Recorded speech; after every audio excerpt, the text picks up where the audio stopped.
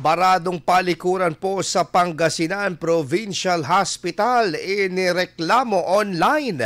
Para sa detalye ng balitang yan, kasama natin Idol Jam Victorio.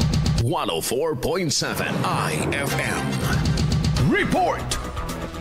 Idinaan sa social media ang reklamo ng ilang individual ukol sa umunoy barado at kakulangan sa basahan ng mga palikuran sa Pangasinan Provincial Hospital. Saad ng mga ito online na pagbutihin pa ang paglilinis sa mga pasilidad bilang institusyon na tumutugon sa kalusugan. Tumugon naman ang pamunuan ng ospital na agad pinatawag ang mga staff upang aksyonan ang issue. Iminungkahi sa Provincial Engineering Office ang paglilinis sa mga lumang tubo at posibleng repiping para hindi na muling magbara ang daluyan sa mga palikuran. Bukod dito, namahagi din ng cleaning kit ang ospital para sa pagpapanatili ng kalinisan kasabay ng mandato sa mga naka-duty na tagalinis na tumalima sa checklist upang walang malimutan bago i-endorse ang paglilinis sa susunod na kasamahan. Dahil dito, planong gawin ang paglilinis sa mga palikuran kada 30 minuto at kada 2 oras naman sa pagtatapon ng basura. Hinimok din ang tanggapan ng responsibilidad ng parehong mga staff, bisita at pasyente upang maging malinis at maayos ang mga pasilidad sa ospital. Kasama mo mula dito sa IFM Dagupan. Ito si Idol Jam